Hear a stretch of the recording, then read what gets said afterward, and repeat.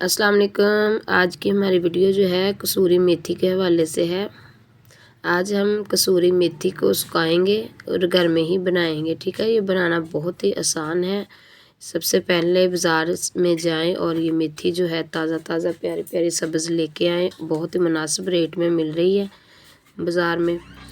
तो इसको सबसे पहले आपने घर ला के अच्छे से वॉश कर लेना है और इसको खुश्क करके इस तरह की आपने कटिंग कर लेनी है। ठीक है, अगर आपके पास ये मशीन नहीं है तो आप छुरी की मदद से भी इसको कटिंग कर सकते हैं। ये पकौड़ों में डाली जाती है, कड़ी बनाएं इसमें डाली जाती है। इसके माशाल्लाह इसकी बहुत ज़्यादा फ़ायदे हैं और बहुत प्यारी खुशबू आती है।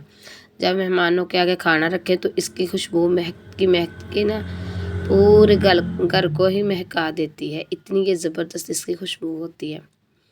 तो इस तरह आपने ना इसको कटिंग कर लेना सारी मेथी को। अब इसको मैं टोकरी में एक में डाल दूँगी। अब मैं छत में जाके ना इसको सुखा लूँगी। तो 1 से 2 दिन लगेंगे। तो ये देखें, मैंने अच्छे से इसको वॉश करके टोकरी में डाल लिया था।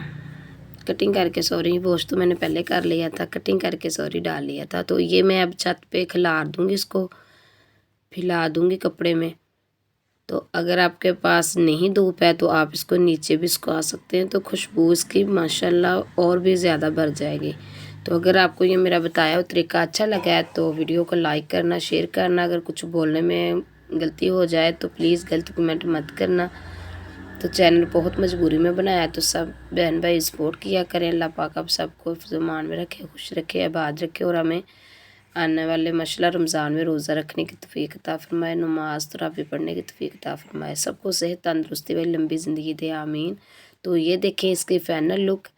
ये मैंने इसको अच्छे से सुखा लिया है। अब इसको मैंने ज़्यादा सुखाई है लेकिन आपको मैं इस बर्तन में निकाल के ना दिखा रही हूँ। ठीक है, तो ये है इसकी फ़ाइनल लुक। अगर आपको जो मैंने बताया तरीका अच्छा लगा है तो लाइक शेयर ज़रूर करना। अल्लाह हाफिज़।